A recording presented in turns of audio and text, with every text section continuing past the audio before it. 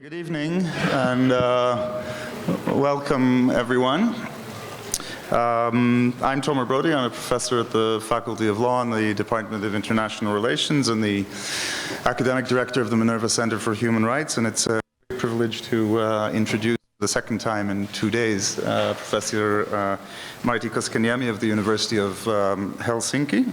I'd like to say a few brief words about the context or the institutional context that through which we also have the privilege of hosting Professor Koskenniemi, and that is the context of a joint interdisciplinary doctoral program that is hosted by the Minerva Center for Human Rights. It's Human Rights Under Pressure. There was a slide before, but with lots of logos of our partners and our very generous funders, the German Research Foundation, the DFG, and the Einstein Stiftung Berlin, which is the science foundation of the land of Berlin, and many of our doctoral fellows. This program is now in the 4th year, and we already have some graduates with, well, not yet graduates because the PhDs are under approval processes, but I have no doubt that they will be approved.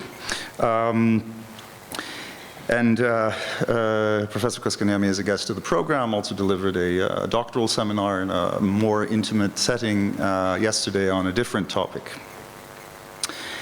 So, in a room full of people who are interested in international law, then it's very easy to say, you know, Martti Koskenniemi needs no introduction. I was even accosted by a colleague who knows nothing about international law but studied it 15 years ago, and said, I remember the name from the syllabus 15 years ago, because clearly everything that Martti writes should be required reading, if not in a basic international law course, then at least in an advanced course. And this is because, not just to my mind, but to many people's mind, Koskenniemi is the most important critical thinker and also intellectual historian of international law today. Of course, the history of international law is a growing field, but Professor Koskenniemi was definitely a pioneer, if not the pioneer, of the field.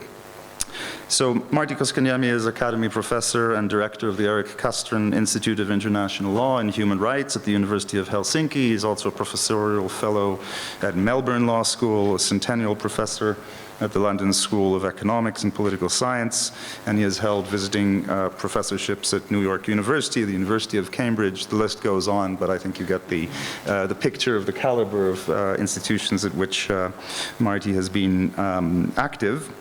And if we're talking about required reading, then of course the 3 main tomes that should be in any international lawyer's library, those of us who still have libraries, From Apology to Utopia, The General Civilizer of Nations, and The Politics of International Law, which I at least include the shorter version, the article, in readings or required readings, and when I do teach international law to undergraduate students. But in addition to this very rich intellectual, academic, and theoretical dimension, Koskenniemi also brings to the table a very significant practical experience, which I think is, well, it's also very clear in your thinking about the real world. Having spent almost 20 years in the Ministry of Foreign Affairs, or the Finnish diplomatic service, culminating in the position of the legal advisor to the Finnish diplomatic service, including litigation in the International Court of Justice, and subsequently between 2002 and 2006, also serving on the International Law Commission as this board of international law experts. So I think that's probably enough in terms of introduction. I'll just say that Martti was invited 2 years ago. Right, to put things in perspective, in the sense of, and your answer then was very, very appreciated, because I'm working on a book now and I want to cut down on commitments like that. And I think we're actually lucky in some respects that you didn't respond with, oh yes, I'm coming next week. I mean, it was a positive response, but said, can we actually schedule 2 years ahead? And the reason we're lucky is because so much has happened and so much has changed in the international legal world. And the other presentation was about backlash, that perhaps it's more, these are more interesting times than 2 years ago. So without further ado, I'll invite you to the podium and I'll join the audience. Right.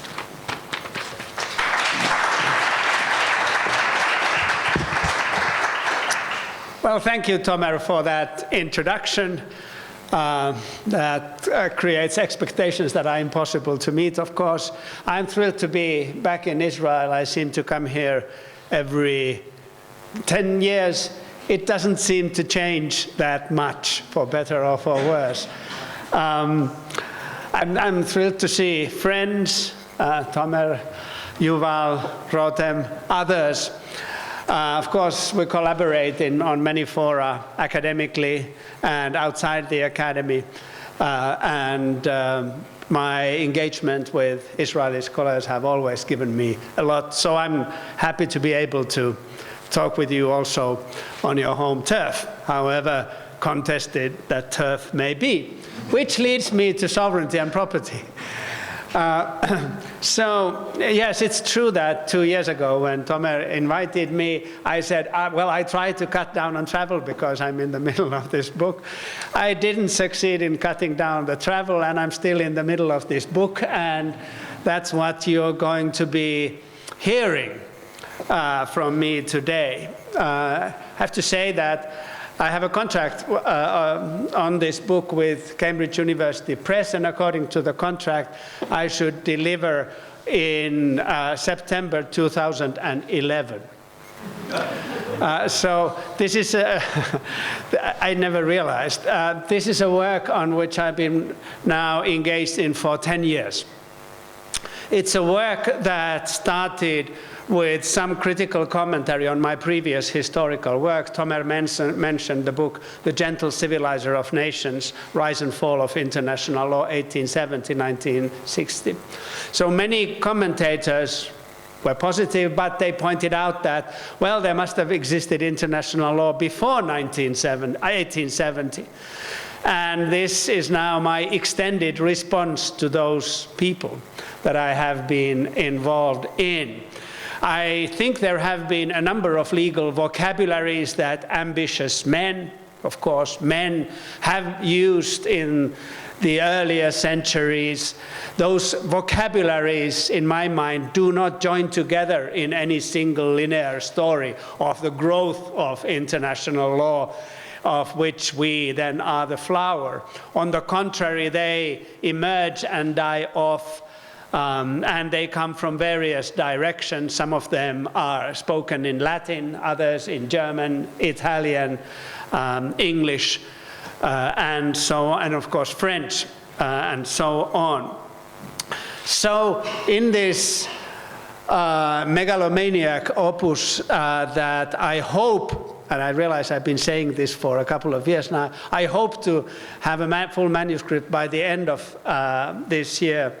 I will also be dealing with the vocabularies and the significance of the vocabularies of sovereignty and property, and this is what I will be speaking to you tonight.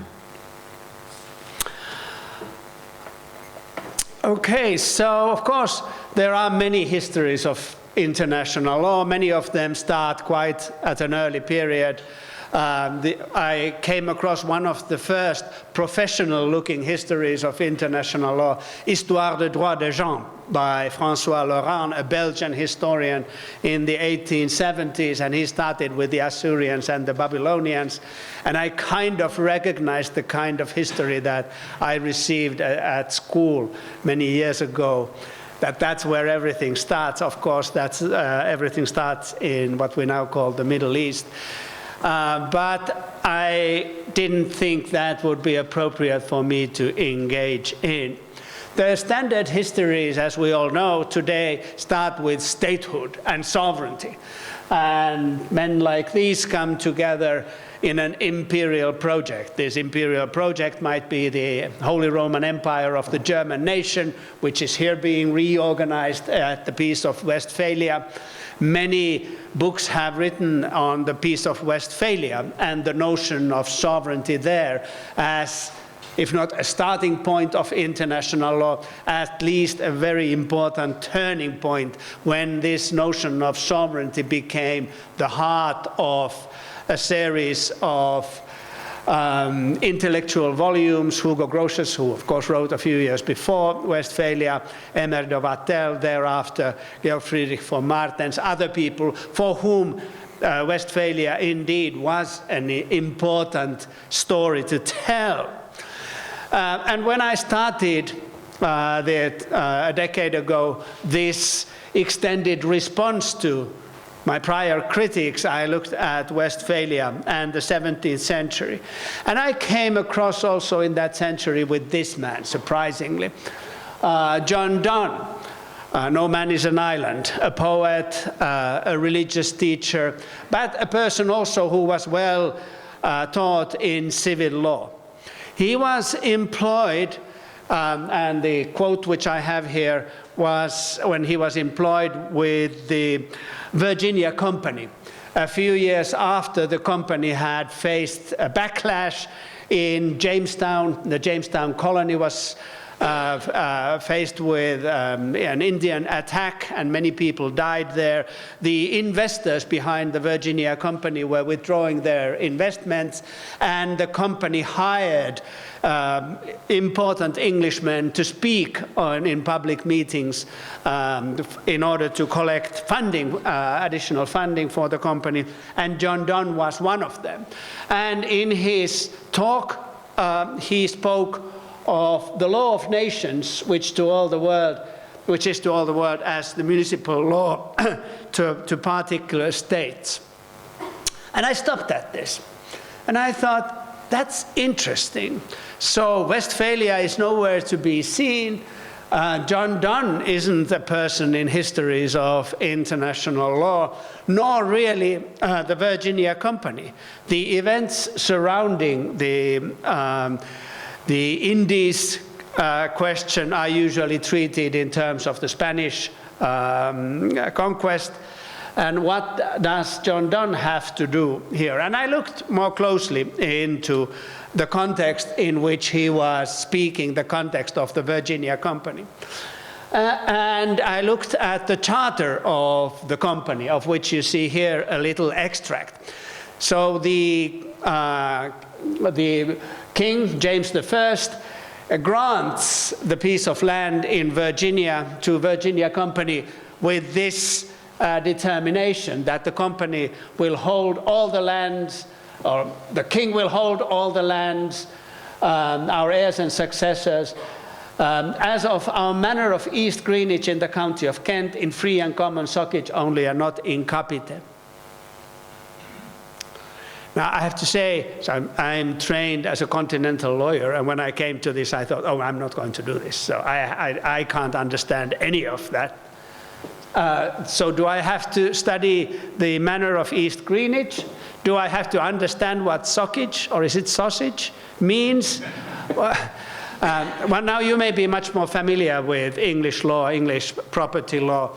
And in order to, of course, make a rather long story short, this is a feudal arrangement. So the Virginia Company enjoys rights over the territory of Virginia in a feudal arrangement where the final holder of the land is the king, but where the company itself in subsequent charters is given the right to establish jurisdiction, courts in Virginia, as well as the power of legislation. The power of legislation which extends as far as the company wishes, apart from a limit to the extent that the legislation cannot violate the basic rules of English law.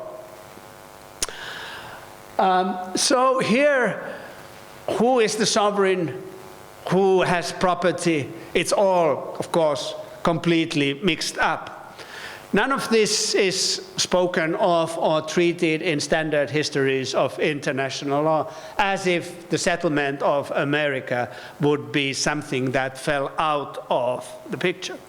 Now, at this point, let me say that I'm not really interested in the history of international law merely because I'm an old man or becoming an old man, and that's what old men do when they are no longer hired in arbitrations in investment cases, in which I would never be hired in any case. Nor for antiquarian reasons, but for my interest in power. And my interest in law is an offshoot of that interest in power. Law is a vocabulary through which ambitious men, nowadays also ambitious women, exercise power. We grant students access to power when they learn the legal vernacular, when one day they find that they can utter complicated sentences having to do with legal articles in various pieces of legislation in ways that sounds persuasive for other people.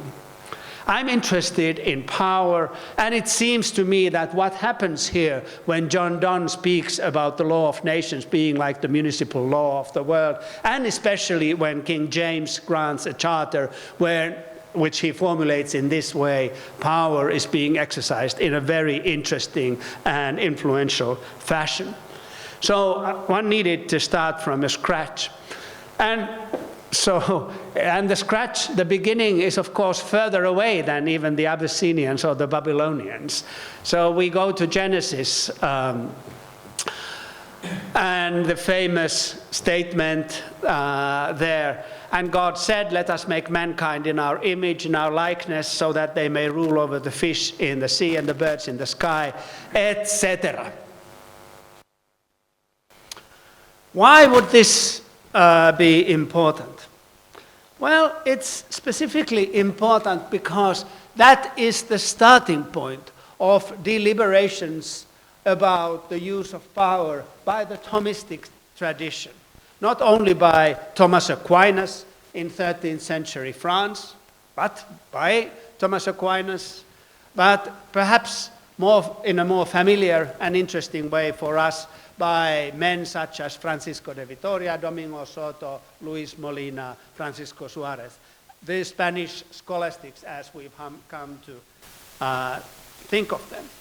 So the early 16th century was an interesting and important moment in European and global history. It was a moment when the Spanish Empire, the Holy Roman Empire as it imagined itself, was engaged in two rather large global operations.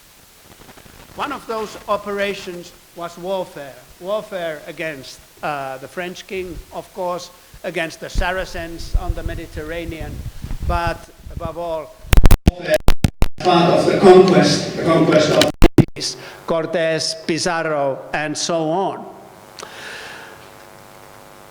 One day, this is how I imagine it.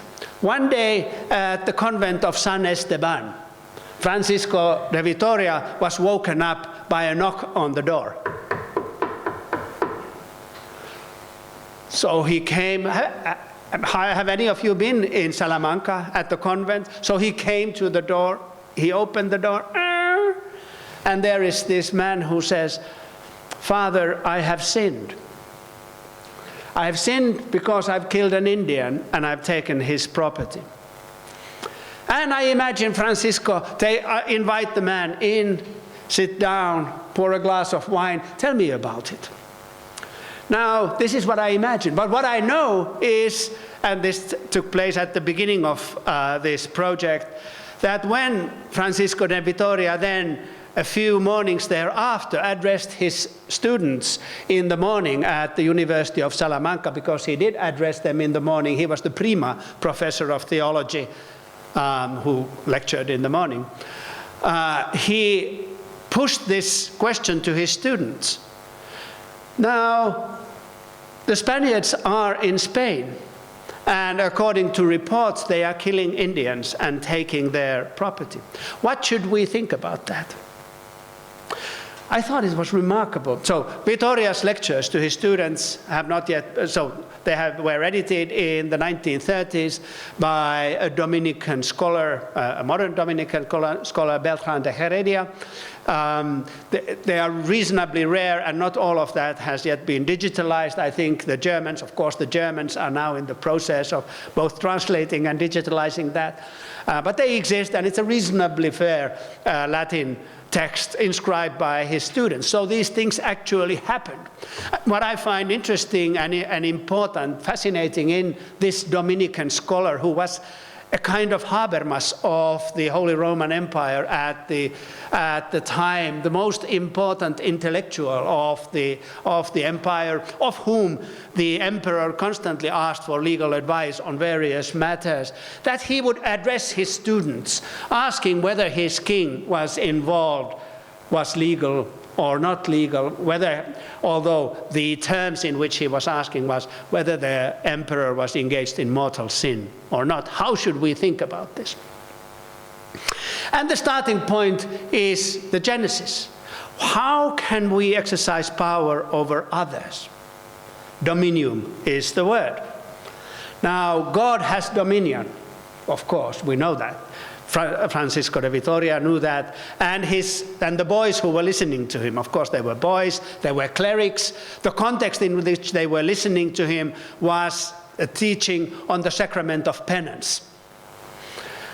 And in teaching the sacrament of penance, which became then a very large part of the Counter-Reformation project established at the Council of Trent, the project which was brainstormed largely in Salamanca and with those people, this idea of how we exercise dominion becomes the key question when you answer the question, what kind of a sin is it to kill an Indian and to take his property, their property? Now, Vittoria famously responded that Indians are humans just like we are, and God donated dominion to humans. God didn't donate dominion to only the faithful, but he donated it to humans via natural law. And as human beings, we participate in natural law, and through natural law, we enjoy dominion. The Indians enjoy dominium in both of its two forms, dominium jurisdictionis and dominium proprietatis. The other large global project in which 16th century Spain was involved was the massive expansion of global trade.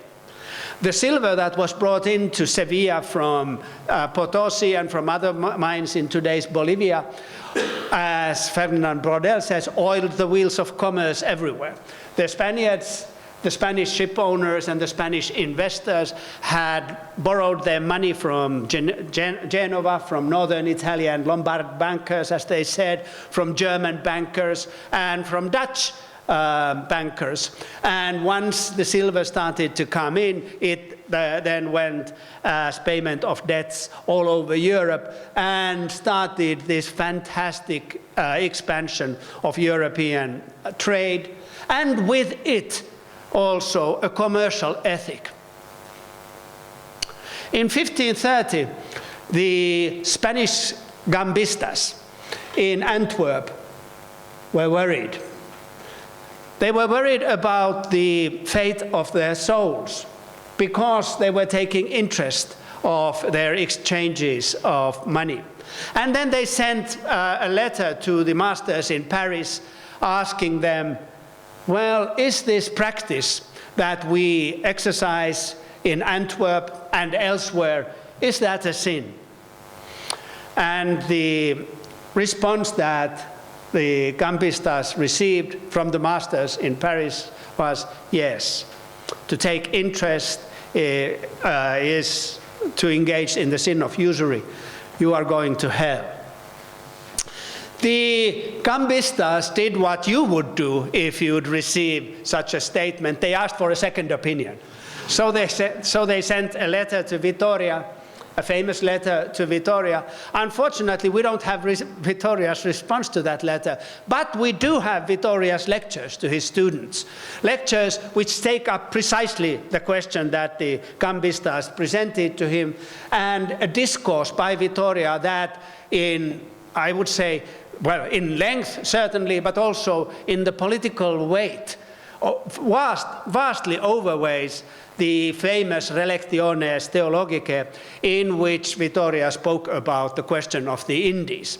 In these lectures, which were a commentary on Thomas Aquinas' Summa Theologiae, especially the Questiones 62, 77, and 78, Vittoria asked the question, the classical Thomistic question, is it lawful to practice the mercantile profession? Now, what kind of a question is that? Well, it requires that you define what a merchant is. Well, a merchant is somebody who buys and sells not in order to have welfare for himself or his family, but in order to get a profit, to become rich. He buys not because he needs it. He buys, and you may have encountered that practice, he buys in order to sell it forward, in order to gain profit.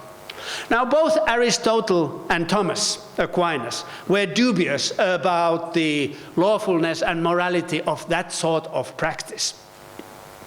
But neither one of them, well, Aristotle didn't care so much about sin, but Thomas, of course, did. And in his Questiones 77, 78, in the second part of the great Summa, he agonizingly deals with that problem, coming to the conclusion that it's very dangerous for the soul, but in certain circumstances you can engage in it.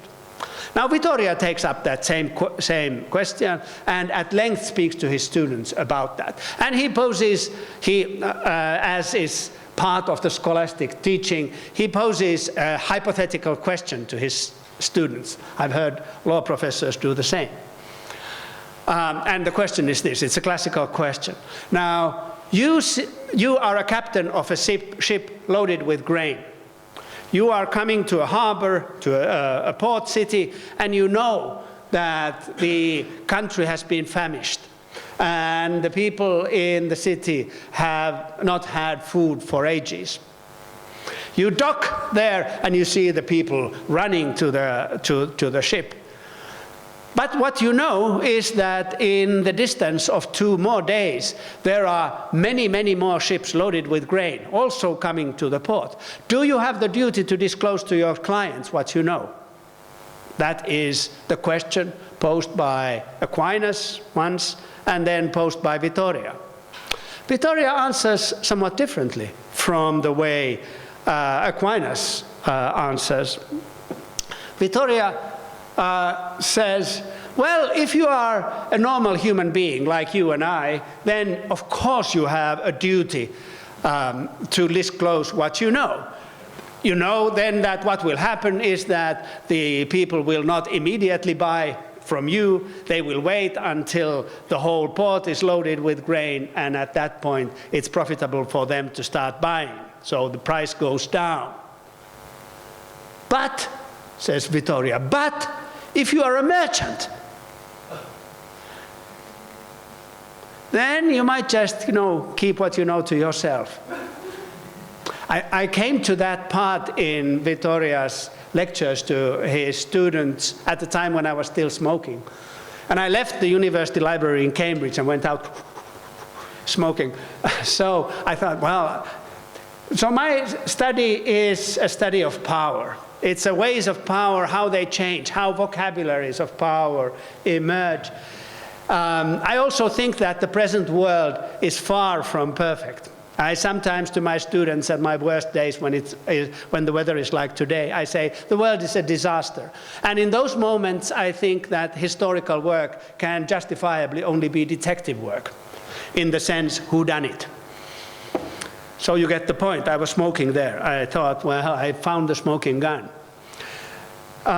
So with this immense expansion of commerce, a new ethic sets in. Dominium proprietatis, which plays on its own rules, especially if it's a question of commerce.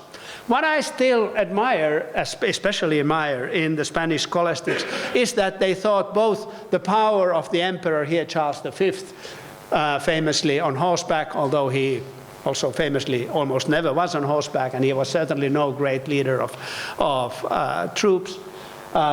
Dominium jurisdictionis and dominium proprietatis, that is the same power. That the power of the king and the power of the property owner is the same thing. We received it from God, and we, of course, are expected by the Dominicans to use it in the way God wills. But not everybody is a Dominican. So here is one person who isn't, but who learns a lot from them. Grotius, there is this debate about Hugo as an important person in international law. I suppose he is in some ways. He is in many ways also a keen follower of the scholastics, and not least when he starts his De Jure Belli ac Pacis by asking the question, the scholastic question, what is use? Use. And he finds three meanings for use. First, use is justice. Use is what we aspire to. Use is there, what everything in social arrangements wants to create. That's the old teleological, Aristotelian, Thomistic notion, use as the objective of just action. And then a second meaning, use, actually it's third, but for purposes of presentation, I leave the second for third. So the third meaning of use as the same as law, a legal enactment. We say use when the king enacts law. But then the third, and this is the third meaning, use as a moral quality, a right, a moral quality annexed to the person, enabling that person to have or to do something justly. So now, when I first came to De Jure Belli ac Pacis, which is a 3-volume work, I'm sure many of you know it, and so I hadn't really read it in any serious sense before I came to this, but like many other students, I was surprised that a work that's supposed to be on peace and war has so much on contracts and property and inheritance, and why on earth is that? Well, then it transpired to me that Hugo used only this second meaning of use when he then went on to discuss the conditions of just war.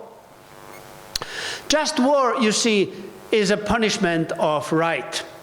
There are 4 types of just war: defense of body, defense of property, recovery of contract debt, and punishment. And in order to understand what just war is, you have to understand what rights we have. And those rights that we have are rights of the kind of moral quality which he defines in a way in which we can identify a subjective right. Not only does he define subjective right as the basis for just war, but he makes a distinction between 2 kinds of subjective right. Subjective rights created in the contexts of what he calls allocative justice, but in which we, when we read that passage, recognize distributive justice from Aristotle. And a subjective right emerging from the context of what we recognize are a horizontal set of relationships of commutative context. So you have there are 2 kinds of rights. There are those kinds of rights that are based on merit and need. Distributive justice deals with those kinds of rights.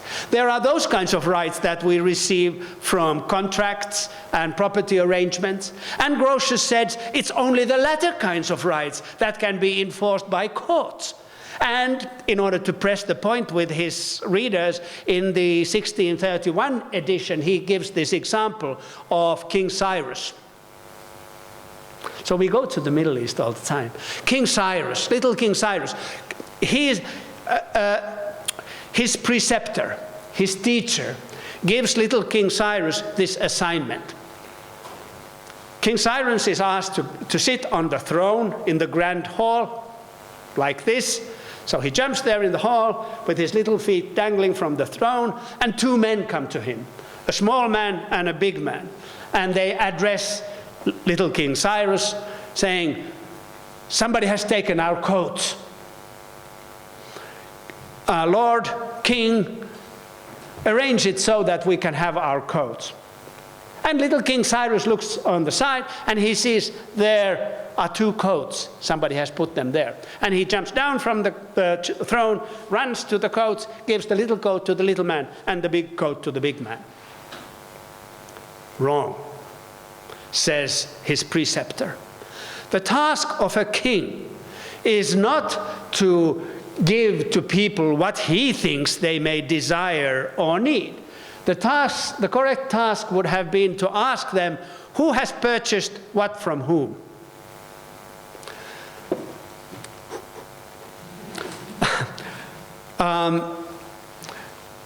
Here is you can't really see it, but once I was continuing this study, I came to a number of the commercial companies, the old trading companies, especially the large trading companies. Levant Company, for instance, in the 16th and 17th century, governed a large part of the Mediterranean coasts of the Ottoman Empire. It governed it by, among other things, by taking customs duties. This is a page from the Levant Company's customs book, because the Queen Elizabeth had outsourced, among other things, customs collections to the company. The company was engaged for the Queen, of course, for pirateering, and the company's ships were crucial when the battle, or which then didn't turn out to be such a battle, with the Spanish Armada took place. The company was also enjoying extraterritoriality rights and appointing consuls throughout the Mediterranean region. Not only was the company appointing consuls, however, the company was also appointing the British ambassador to Istanbul, and continued doing that until the 1830s. The East India Company is one of these companies that had notoriously or famously large rights of property or sovereignty over India, hard to tell. And throughout the 18th century, the British political theorists, political scientists debated the nature of the rights of the East India Company, especially after 1756, when the company had the Divani in large parts of India. Whether the company was the sovereign or owned India, or those parts of India that it ruled as property, is a moot question. Here is an extract from a charter. These charters, of course, changed, and the formulations are slightly different, but they all entail this feudal arrangement where, for an outside researcher, a poor international lawyer, it's really hard and in some sense pointless to separate between sovereignty and property. Now, this person with a fine hairdo is usually taken as an important part of the story, and in reading him, it's not obvious why this would be so. It's not obvious because he deals with treaty making or the diplomatic relations between nations, that is to say, sovereign relations between sovereigns, only in a most marginal way. But what he does do is to produce an enormously influential way to think about law, and especially to think about law in a situation where no civil society has yet been established. Pufendorf's ambition, a really German ambition, was to think of law as Wissenschaft, as science. Pufendorf worked at the time when Newton's experiments had created this tremendous interest in natural sciences. The scientific idea was that of natural sciences, and his brand of natural law. He, by the way, is the first holder of a chair of natural law at the university, appointed at the University of Heidelberg in 1661. His ambition was to say about human social relations what natural scientists say about nature. And he did this by asking the question, what are the natural properties of human beings that then operate in our societies? He had read Grotius, who suggested humans are naturally sociable. Now, where had Grotius been all his life to think that? Now, he had also read Hobbes and Bellum omnium contra omnes, but Scandinavia is really different from, say, Jerusalem. So it's not that bad. And he was, both of these figures in political theory, he was arguing against when he was trying to find a scientific way to talk about human relations. What do we know about humans? So the first thing we know, they are self-loving. Okay, nobody disagrees with that. They are what else if we just strip them from all the cultural baggage that they have received? They are weak. Self-loving and weak, unlike other animals. Tigers and lions have sharp teeth and claws, bulls have horns. Humans are vulnerable, weak and vulnerable. But unlike those other animals, humans have reason. Reason. So if you put these three things together, self-love, weakness, and reason, what do you get? You get sociability, but not a natural sociability. You get an artificial sociability, a sociability that tells you that even though I don't particularly much like my neighbors, I should at some point have conversations with them, talk with them, arrange social life in a pleasant way with them, and create a society with them. So society as an artificial arrangement.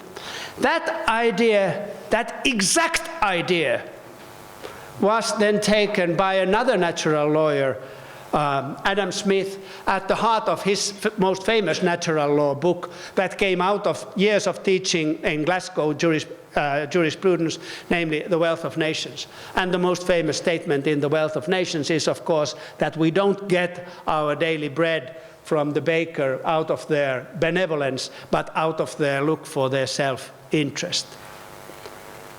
Self-interest, weakness, artificial sociability. This may disappoint you, but your baker isn't really in love with you. The 18th century went on, people went to war, had a lot of trade at the same time. One of the wars was between England and France, the 9 Years' War, and England was winning. How come England was winning? Well, England was winning because they were able to sink the French ships that came from Saint-Domingue and from the French Caribbean, carrying the loads of sugar to France at a moment when 30% of the French budget was dependent on deliveries and sale of sugar across Europe. Now, the French king therefore sent their ambassadors to negotiate with other foreign princes, and especially Prussia's Frederick the Great, in order to have an international agreement on what they called balance of trade. Now, with this balance of trade, not the same kind of entity is meant as today, that your exports and imports balance each other. No, this was a suggestion to have something of the kind in trade relations that you already had accepted in the 18th century in military relations, namely balance of power.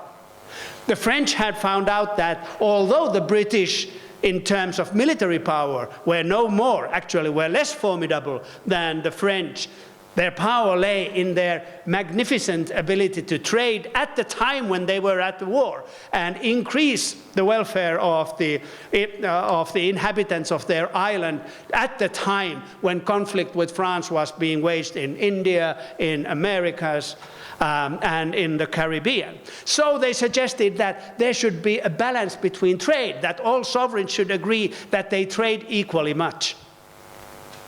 That sounds kind of different. So at that time, Johann Gustav, let's say just Johann because I forget what the G stands for, Johann Justi, a famous natural lawyer from Vienna, had been educated in Göttingen in one of those marvelous Enlightenment universities that the Germans set up, published a book critiquing the idea or the chimera of Gleichgewicht, of balance of power, and added to it an extract on the even greater chimera of balance of trade, in which he made this argument: that it's one thing to agree on balancing military forces or balancing power in military and in a political sense. And it would be a completely other and a wholly nonsensical thing to balance trade. Sovereigns cannot. Can you imagine sovereigns agreeing that their businessmen would not conclude profitable deals with their foreign partners? No sovereign can do that. And then he said, well, that's the case because trade relations are global by nature, whereas political relations are national by nature. Well, so sovereignty. So when we think of sovereignty, we think of this person with a fine hairdo, Louis XIV. So l'État c'est moi, n'est-ce pas? That's what we think. There we see absolutism, the statehood in its most powerful form. Well, when I started to examine what the French state looked at the time, the state itself consisted of venal office holders, tens of thousands of venal office holders who had bought their way into office, and that office had not only been bought, but it was also hereditary, so that the eldest sons would then inherit those offices, etc. All tax collection was outsourced for provincial nobility. So I asked myself, and I'm sure you've asked yourself, thinking of other states maybe, is this a state or is this an oligarchic arrangement between mafioso family leaders? I leave that question hanging. So France. Of course we know France as the birthplace of physiocracy, or l'économie, comme disent les Français, the economists. François Quenet and those people. Here is the famous tableau économique through which François Quenet finally thought he was able to outline the process through which economic relations naturally developed without any involvement by human beings apart from the economic operators, the agriculturalists, the farmers, the merchants, and the landowners. Between these three groups of people, if you just let their relations operate harmoniously, welfare will ensue. Now, Quenet's good friend was Pierre Le Mercier de la Rivière, who's the lawyer of the physiocrat operation. He became also the governor general of Martinique, where he put to effect, or he tried to put to effect, Quenet's physiocratic program. In his work, L'ordre naturel essentiel des sociétés politiques, the natural order of political societies, the natural lawyer, Le Mercier de la Rivière, said, well, actually, we need just two principles of law in order to govern societies efficiently. He was thinking of France, of course, was a nationalist, but this was a generally applicable theory, legal theory of natural law. We need just two rules. What are those rules?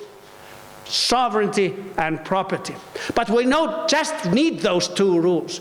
We need those rules to be, and the vocabulary is his, absolute. because only absolute property right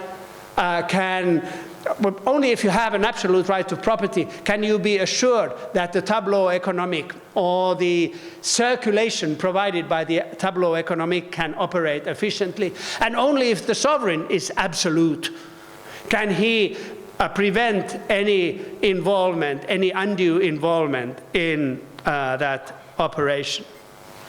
Meanwhile, in England, yet another person of a similar kind, Lord Mansfield, was thinking what he should do with British commerce. Now, English contract law, as we know, is a very specific creation of the common law. The common law, which Edward Cook says doesn't travel abroad. It didn't travel abroad also because the criteria for conclusion of valid contracts contains this exotic idea of a consideration, and in long-term trade relations, bills of exchange were the basic instrument through which commerce was engaged, and no consideration was available there. So early 18th century, British courts had great difficulty in recognizing these kinds of contracts, foreign contracts. Now, they did recognize them, but always with a lot of mistrust and doubt, until Lord Mansfield figured out that all nations ought to have their laws conformable to each other. Well, simply the jus gentium should prevail. Today's habits, today's customs are such that the old notion about the nudum pactum, that is to say, the contract without a consideration, is not strictly observed as a rule. Here, Lord Mansfield has recourse to law of nations in order to legally underwrite and finally justify the wonderful access of Britain to empire in the 18th century in a legal way. Now, these two persons, of course, tell the same story in an abstract way to which I don't have time to go, apart from noting that both of them thought that there is a natural process there in society that should not be overly intervened with by humans from the outside. Now, many of my colleagues in the history of international law margin are interested in what happened in the early 19th century, because, well, we know that after we've all read, as we have, of course, the Gentle Civilizer of Nations, we know that international law began on the 8th of September 1873 after lunch. But there was time before that, and the early 19th century. What law was there? So if you take Chancellor Kent, James Kent, and his commentaries on law of nations, you see him in the 1830s agonizing over the fact that there is no law of nations. That American businessmen, when they travel to Latin America, Central America, or even to Europe, the most daring of them, cannot find security for their property. And he then goes on about the role of national domestic courts in enforcing something like international law. Well, the British were more activist, and the British idea of protection spread throughout the British Empire, spread through 2/3 of the world. Here is a famous statement by the British Foreign Secretary, Lord Palmerston, in the Dom Pacifico case. The Dom Pacifico case is about a British citizen, well, Portuguese origin, British citizen in Athens, who becomes targeted. He's also exercises consular jurisdiction and is hated by the Athenians because he always has the British win in these cases. And so his property, his personal property, his home is attacked by the popular people, and his property is destroyed. And Don Pacifico is in contact with the Foreign Office, and with this result, that Lord Palmerston, in a famous speech to the Parliament, expresses the British attitude, which is that every Brit should be able to tell themselves, civis Romanus sum, I am a Roman citizen, that is to say, protected by British laws and British military everywhere. Later in the century, the problems that American businessmen face in Mexico, in Venezuela, in other places south of the border, leads to the establishment of a series of claims commissions.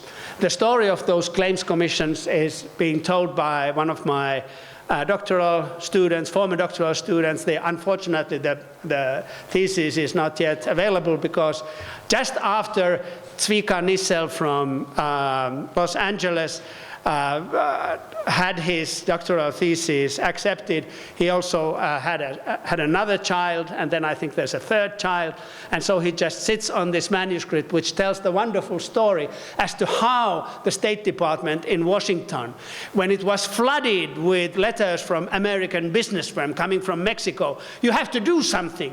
We lose profits here constantly, we lose our clients, we lose our property. So intervene, God damn it.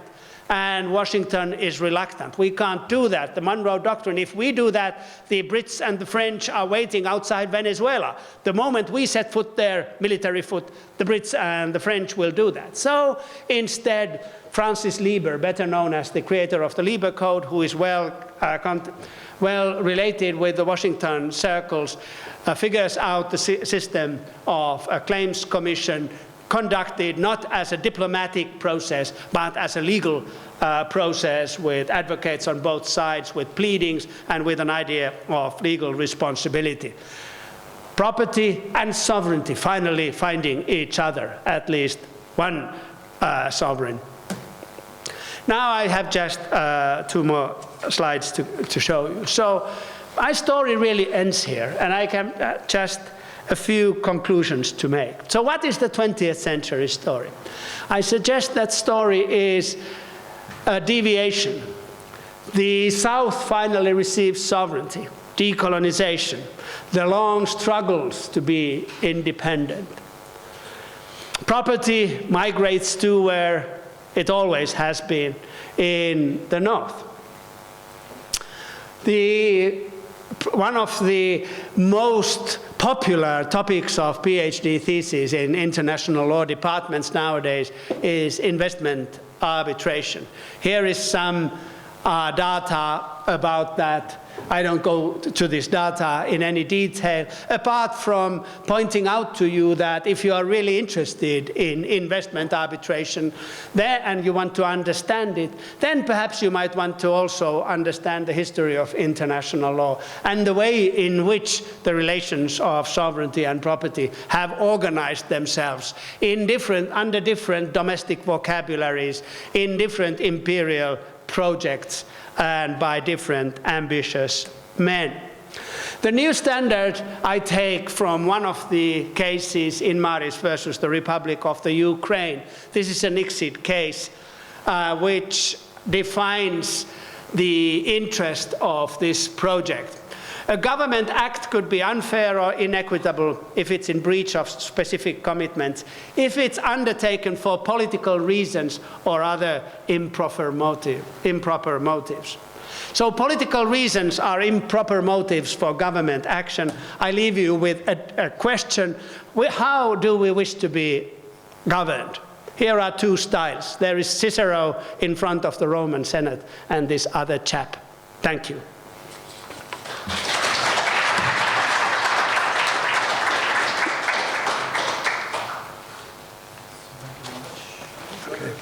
Yeah. So thank you for that magisterial lecture.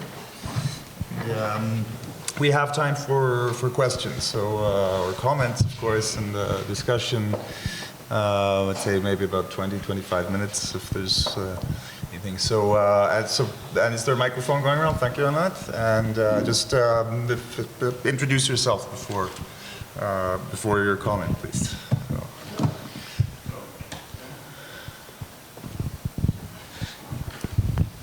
Alon Harael from the Hebrew University. Oh yeah. I just wanted to add one I guess, piece of information that I think is very relevant. There is a historian named Stephen Press that wrote, I think, a very nice book about colonialism and about private individuals that in the 19th century conquered a land And actually, in all sorts of places, Africa, maybe the Americas, I don't remember the details. And they were using their power, basically power, to extract work from the local population, from the indigenous population. And there was a big debate, if I understand well this kind of general thrift of the book, is whether they are sovereigns or not sovereigns, because they had an effective governance of this land. So this made me think. I actually invited him to a conference in Israel. He's going to show up in the second term. I was very intrigued by this because and I think now in your terms, because it seems to me that while the international sources, Britain, the state, the established states, were very keen to make a distinction there and to say this is not sovereignty, they had a very grave difficulty in figuring out why, what makes it different. These were just private adventurers.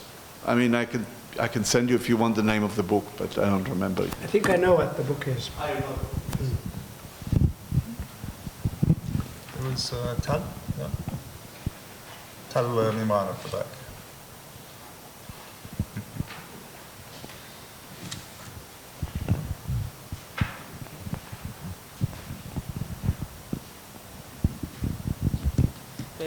First of all, my name is Tal Mimran. I'm a PhD candidate here in the faculty, and I also teach the International Law Workshop.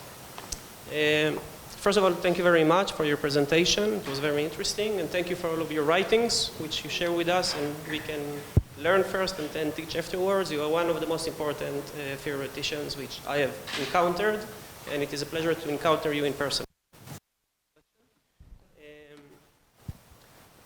It's actually two questions. One is you have mentioned many examples and important examples, but those examples all come from Europe, from very specific states.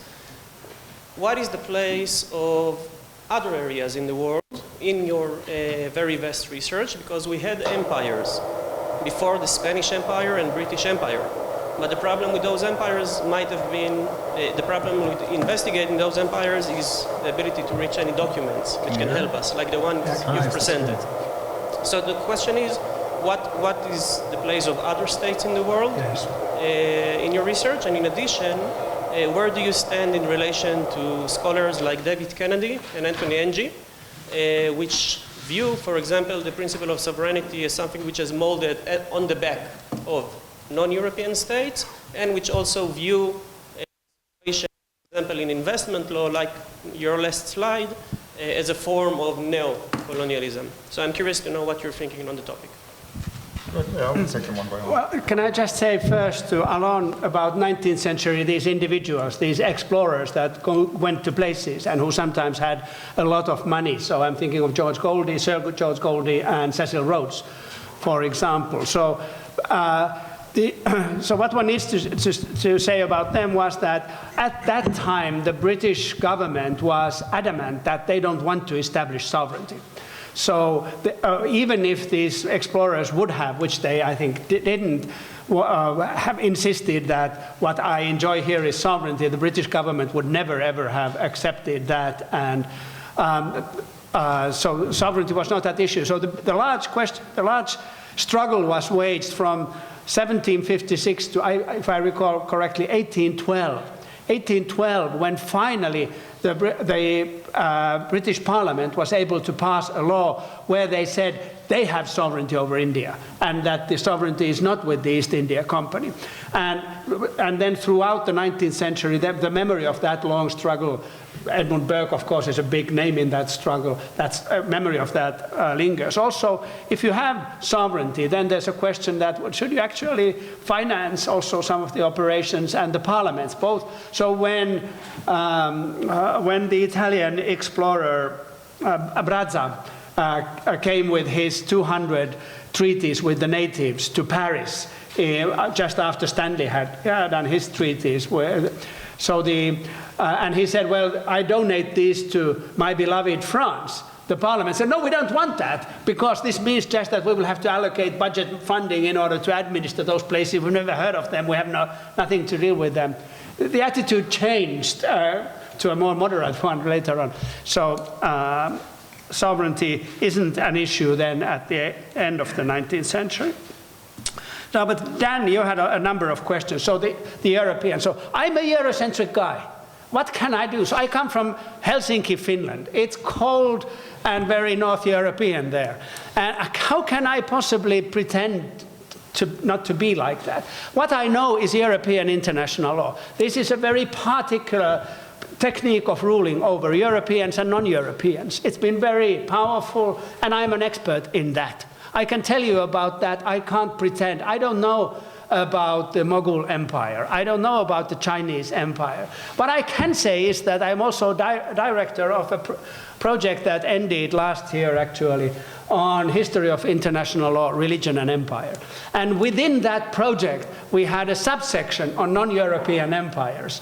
And boy, has it been hard to get people to talk about non-European empires in an expert way. So I think we have a group of people who know about the Russian Empire. That's kind of from Finland, that's not that exotic.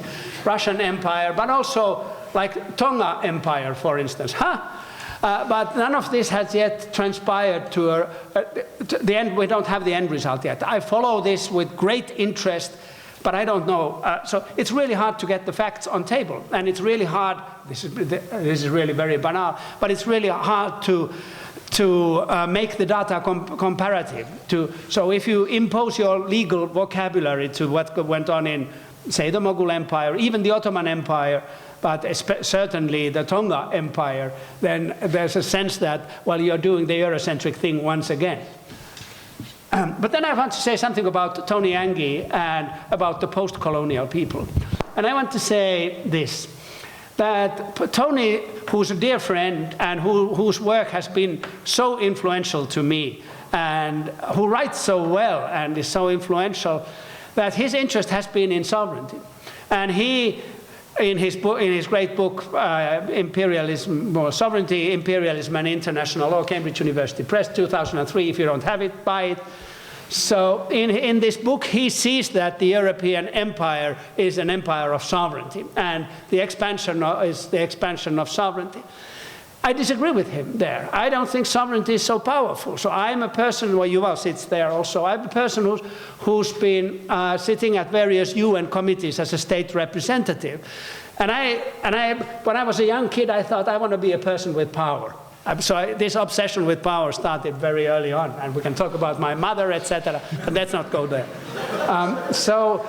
And therefore, I went to law school. Therefore, I went to the Foreign Office. Therefore, I wanted to sit in the Security Council, which I did when Finland was a Security Council member. And all my life, I've been trying to find this power somewhere, but it's never been near at hand.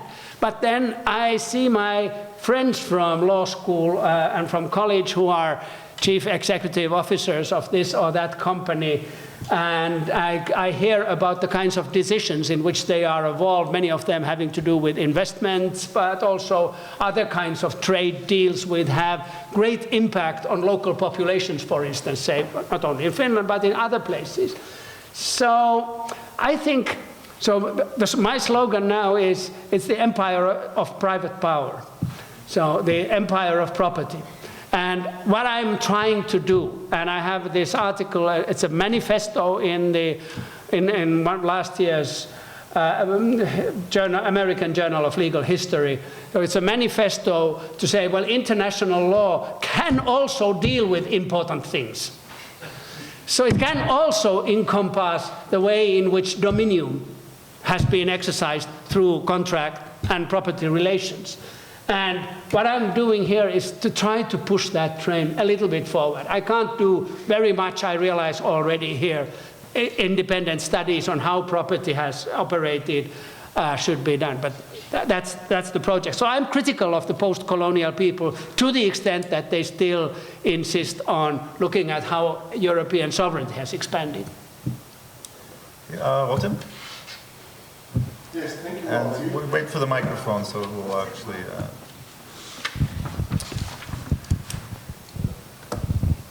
Thank you. Sovereignty, property, corresponding, or maybe constituting what we come to think of as the private and the public sphere. And I wonder where war comes in. Because you didn't start with Grotius, but he was there, and we should remember that his prize law, his first engagement with international law, starts as an argument that enforcement of the right to wage war, avails also to private actors, to the corporation which he was defending. So what is the role of war in the public, in the making of war, a public phenomenon, a public institution in that story? Go ahead. Yes, that's a hard question. So unlike Rotem, who is so knowledgeable and has done so much work in international humanitarian law, or the laws of war, as I'd like to call it properly, so I haven't done, I'm not an expert in laws of war. But of course, when these stories constantly, and war is an instrument of expansion, of course, it's also a defense of one's interests. I'm interested in the way in which private rights intervene as a justification for war. Obviously, in the imperial wars in the 19th century, private rights were all over the place. So first it was the merchant who went to Africa. The merchant tried to get things going, but he didn't. He was unable to because he didn't invest in protection sufficiently, and so the state came to protect later on, and often with great violence. And so that's one set of relationships that I see in which private and public, or private and come together. It's so this the work that I'm now doing, this posthumously to be published work. So it starts with the late Middle Ages. I mean, everything starts, if not, late Middle Ages. And the question of private war is a big question in the late Middle Ages, and reigning in private war. And you can reign in private war as a technique, but you can't reign in the private justifications. You can't, the private ambition, the private profit-seeking. So you can't rein that in. You can, dress your army in uniform clothes and put a cockard there, and you say, well, this is a state army. But is it? And so, like this, the image, the provocative image of Louis XIV that I showed. So I'm dubious about the sense in which the public realm in many situations actually presents itself as a republican political community in the image of the Aristotelian Roman law ideal that Western political thought, Quentin Skinner, carries with itself, this ideal of free men talking to each other and deciding on the polis. Well, was that ever true? So it's a series of questions so far. And, well, you're holding the microphone, right? So Charles, okay, thanks.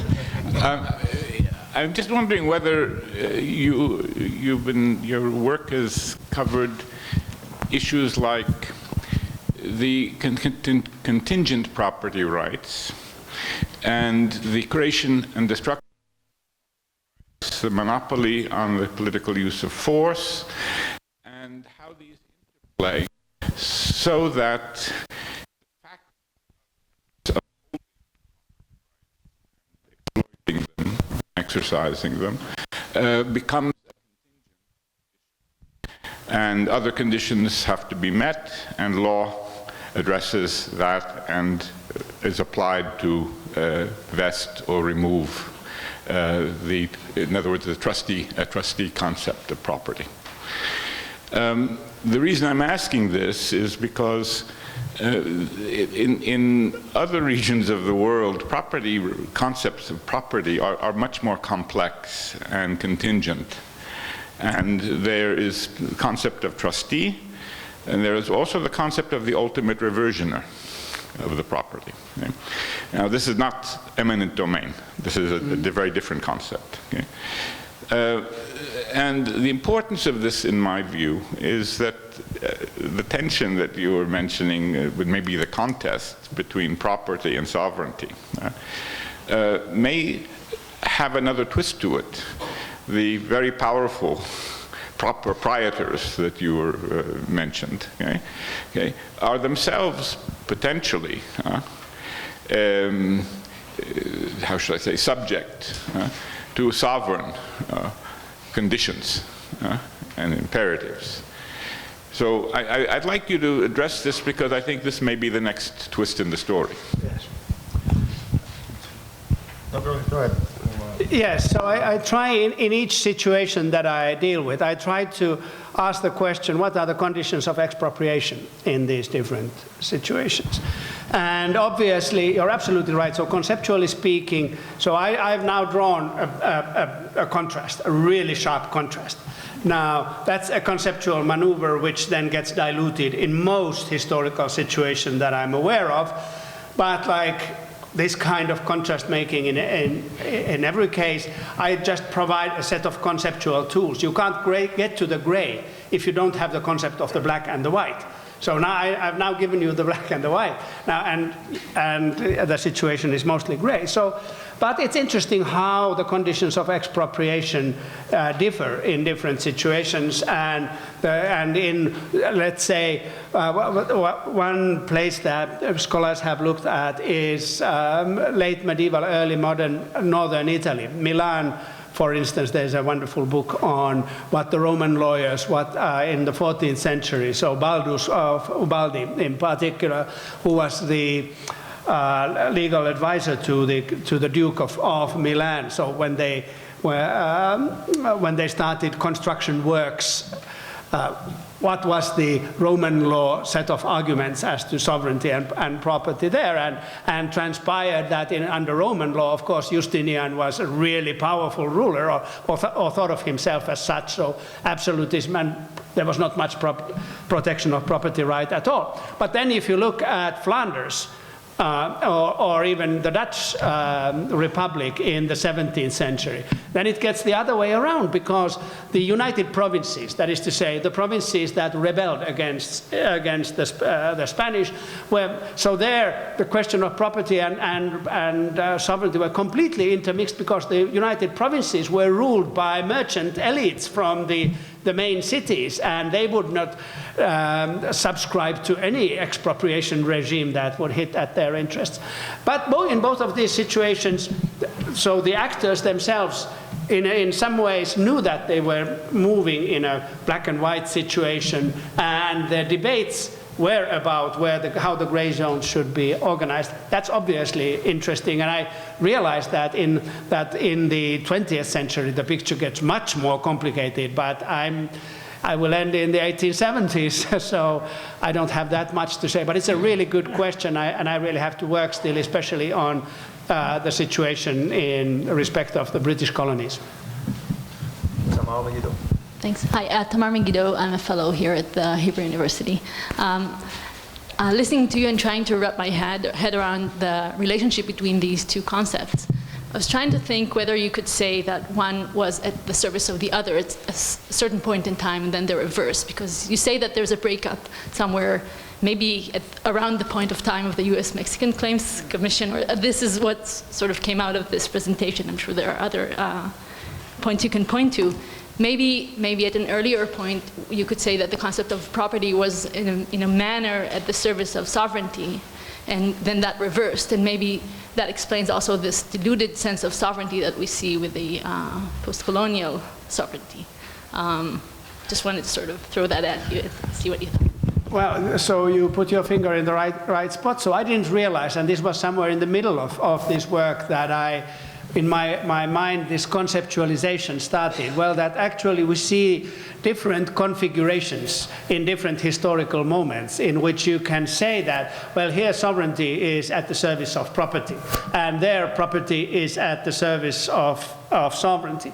And I suppose because I'm a political person from head to toe, and I'm interested in the present, although I don't speak about the present. Partly I don't speak about the present is because I think that political languages of the present are so tainted that you can't really speak about the present with President Levant. So what I'm trying to do here is to sketch different configurations at different moments in which these two things have arranged themselves so as to free us from the self-evidence of our present understanding that, of course, sovereignty is like this, and of course, private power is like that, and of course, they relate to themselves as we see them relate in our own contexts in Europe or in the United States, or maybe in the Philippines, or in other places where the European legal arrangements have left a really strong hold.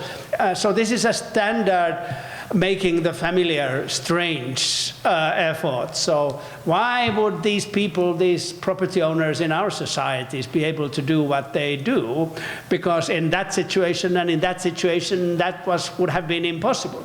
So that's, of course, that's one of my efforts to bring that out. But also this sense that in some important sense, Marx, well, in many important senses, not all, I have to be careful. So Marx was right when he, in his characterization of property relations as relations between human beings, and that the alienated relationship with the thing was just something that made these human relations possible, but at the same time alienated us from our real interests and our. So yeah, I think so. And when I read the Franciscans, or the Dominicans, or indeed any of this discourse, it's clear as day to them that the king's power and the merchant's power are of the same nature. They have to be justified in a similar way. Of course, it then goes back to the Bible and to Genesis, but there's a lot of mediation. There's a lot of papal decrees there. There's a lot of canon law there. There's a lot of stuff there, but it's still the same. And that, to me, is fascinating and right.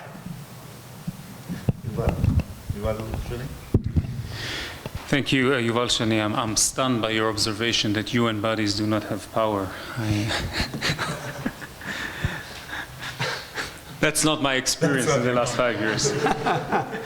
But I will have to reflect on this.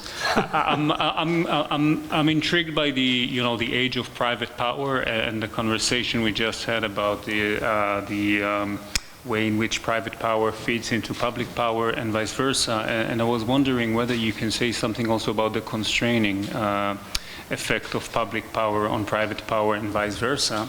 And my thinking on this is that maybe we did reach at this point in time, so I'm not going to talk about the 1870s, but on 21st century, and I'm trying to think to what extent some of the lessons of the past could be relevant, and the notion of merchants having power, which is no longer constrained by states, because the merchants, the modern merchants, have become incredibly powerful economically speaking, but also operating within terrains such as cyber, etc., which have no longer overlap the sphere of application of state power. And the question is whether this new configuration, where you have a different equilibrium and also different spheres of activity, changes the paradigm of how power is being constrained and exercised in these contexts. Well, I think it's clear that in different societies, different moments, the power of merchants in determining public policy has been very different. And I've been reading a lot about the turn, if it's such, in 1688 in England. So the Glorious Revolution and the end of the Stuart regime, absolutism, or efforts at absolutism in England, and what the Parliament did in the 18th century. So the Parliament consisted mostly of landlords and their client merchants, or the other way around.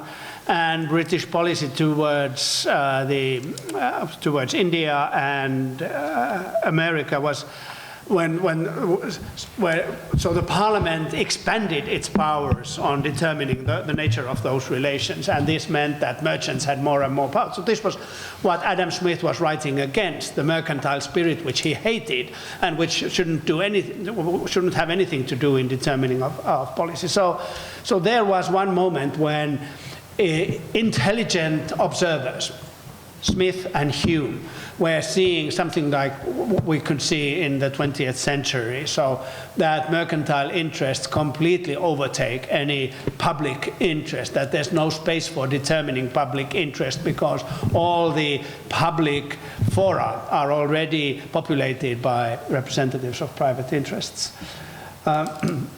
And then there's the legend that in England especially, that in France it's the other way around, that in France public power is really strong and determines quite directly what will happen. Well, in a sense, it's true of the French imperial realm. So, for instance, the French colonial companies, although they were established by private individuals, then by the middle of the 18th century, the crown had taken everything about. So all the French expansion took place as crown initiative. But the crown initiative wasn't something that the king came up with when he woke up in the morning in bed thinking, now I want to annex part of India. But there were commercial interests that were pressing, and a new kind of government was being created. This is what Smith then theorizes as the commercial society. But the commercial society is by definition a gray zone society in which we see variation, and I suppose 20th century is a really big illustration of the great variations that a system that, broadly speaking, could be called capitalism, could accommodate. So there is the Swedish capitalism and there is the British or American capitalism, and the Swedish world, my American friends still sometimes call socialist. I haven't, so you ask very specifically about the constraining effect of the private and the public on each other. It changes, as I said, I try to narrow down this question into the law of expropriation. Something really important operates. So obviously if merchants are ruling, then very little expropriation. If the crown is ruling, then there's a lot of that. But I hesitate to go really very far. One thing I have to say, and you may correct me, and if you have good advice to me, please email me, but I've been really disappointed in economic history. So I've been trying to, because so much of this has to do with trying to understand history of economic thought in particular, more so than how the economy, how production rose in different places. I'm not really interested in numbers or any of that. I'm interested in economic thinking. But I haven't found a good spirit. So Istvan Hont in Cambridge is the closest I've come across a good economic historian. But anyway. I have a question in the second row, and then I'll have a question, I think. Thank you. Netta Amarshif, Ben Gurion University. I'm the doctoral candidate in the Department of Geography, and maybe that's why I'm going to ask about land. And following Tal's actually a comment on post-colonialism, I would like to focus more on settler colonialism. And to what extent I found it, I actually came to this lecture looking for the connection between international law and property very much has to do with land, and of course land expropriation and where the colonization process has taken place, especially in the years period you've been talking about. So my question is, where is land in your presentation, and why empire of private land and not necessarily public land, and that's where the connection between imperium and dominion comes into place. And in that context, how would you take into account settler colonial perspective, which focuses more on land expropriation and the fact that settlers are actually coming to replace indigenous people. And I think that's where indigenous studies and your lecture comes together. Thank you. So yes. I wish I were a geographer, and I'm just one of these hopeless abstract Europeans who love concepts and don't. I see land and I see nothing interesting. This is really so. Land as a physical phenomenon doesn't come up very often. There are some situations. Well, so I published recently this piece on. In the theoretical inquiries in law, which is, I suppose, familiar for many of you, looking at the British story. And in the British story, there is a large part of it, how the settlers themselves came to understand the land on which they had settled. And early on, of course, they took the charters as the basis. They looked at, well, my rights, this and this. Okay, so it's this strange feudal arrangement. So I am here like enjoying this in soccage and not in capite, they were saying to themselves. And because I think these vocabularies are tremendously important, I wouldn't want to say, and I don't pontificate on this by saying, you just don't understand it, but it's property, or that you don't just understand it. So I say, well, yeah, okay, so you have it in soccage or in capite or whatever. So there is this danger of so anachronism can be good, anachronism can be bad. We've had this discussion between a number of legal historians and historians of political thought lately.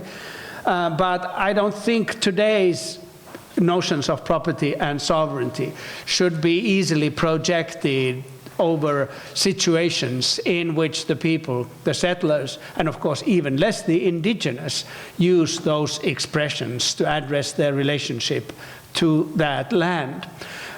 But to say something, nevertheless, is that in the 18th century, what one could see, and I think that this is reasonably well documented by American legal historians, is the transformation in the mind of the settler, of the English settler in America, that my right to this land is a right of the kind that they in Britain, that they in England have on their land, and then that leads then to refusing to abide by legislation concerning that land that comes from Westminster, because we now decide on that land, and then they realize at some point, well, I make this claim, and that sounds like a claim of sovereignty, and then they come together and make a declaration of independence. So that's all I can say about that. What about the indigenous? So I've read enough. There's this wonderful book by this guy, Linklater, for instance, that goes through different colonial settler situations and the indigenous ways of understanding what happens when settlement happens. And he underwrites, and I subscribe to the idea that you can't push these indigenous attitudes in a single bag. That if you have an Australian Aboriginal, then that relationship to land is different from a Canadian-Indian relationship to land, and indeed the Sami. So in Finland, we have this constant debate going on in the parliament. Finland hasn't ratified the ILO Convention 6169, and the question of Sami rights is in this gray zone. So you say property, they say sovereignty, and they say sovereignty, you say property. There is no agreement. I don't think it's a task of me or indeed legal people to say it's one or the other. We can, I think, recognize and honor those claims in the way in which they were made, although that is difficult, technically speaking. So I have a few minutes. In a way, like Yuval, I'd like to also bring you to the present, because as I mentioned before, at least sitting here on the stage, this sort of looks like the time tunnel in this hall, and we traversed a few centuries in your talk, lingering in the 15th, 16th, and speeding up in the 18th and 19th, and then you take a job at ISDS, the investor-state dispute settlement, and the picture of the cigar at the end. So it's a two-part question that relates to the present. First of all, how does your narrative, which traverses these centuries, then how does it relate to the current so-called backlash against international law? And I'm not referring to the more idiosyncratic backlash against investor protection, but the general sentiment that you know, there's a tidal assault against the international rule of law and fundaments of what we've accepted, at least since the 90s, as modern international law. The second is, if I think of government through property today, I'm not actually thinking of the guy with the cigar. I'm thinking of a non-European empire, namely China, because the most significant nexus between the public and the private, where we don't know where one starts and the other ends. Right? And of course, this is a legal issue. If it's in the WTO, what is a state-owned enterprise? How do you identify this ownership when the control might be not through ownership? Right? It looks like a limited corporation that we accept in the West as something that's private, but it's really controlled by the parties. So is that a continuation of the narrative, or is it a new narrative? Okay, so the backlash. So I'm really, really interested in the backlash and interested in responding in some non-liberal way. And so one thing in that response in a non-liberal way would be to acknowledge and highlight and underwrite the fact that the so-called rule of law has often been instrumentalized to defeat the people who today feel defeated. So among international lawyers, I am a rare fish in the sense that I don't think international law is a good thing. So I think international law can be used for good things and bad things, but when I look at the various vocabularies that these dead white male people have been using in the past, I don't see those uses very often in a positive light, which isn't to say I don't think that when Yuval sits in the Human Rights Committee, he couldn't do something really that's good for humankind, or indeed, so I've been involved. So, but I have a complex view on that, and that complex view needs to be recognized, I think, as part of the response to the backlash. So to go there and to say, oh, but you don't honor the rule of law, is, you know, so that's pointless. Why would you say that? Of course they don't honor the rule of law. The rule of law has been kicking them in the ass. So you have to find some other way of dealing with that. So second thing, so there's this complex relationship between today in China. So you mentioned China. So, and I'm old enough to have been trained as a lawyer at the time when Finland's foreign trade with the Soviet Union was about 30% of our trade.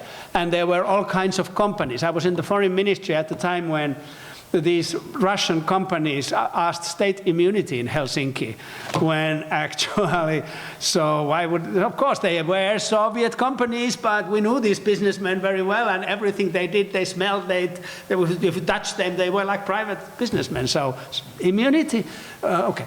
But so law, so my view of law is not that it's a set of rules that stick somewhere and that can be verified, and that something is or isn't property, or is or isn't sovereignty. So my sense of law is that law is a rhetorical device in which skillful legal technicians try to argue things in the best way for their clients. So often it's useful to argue that something is on the side of property or on the side of sovereignty.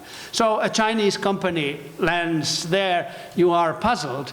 Okay, so you have to find out what are its relationships to the headquarters in Beijing. So how is the government involved in financing, for instance, what kinds of things there are. And then you choose the argumentative tack, which for the purposes that you want to argue there in that situation.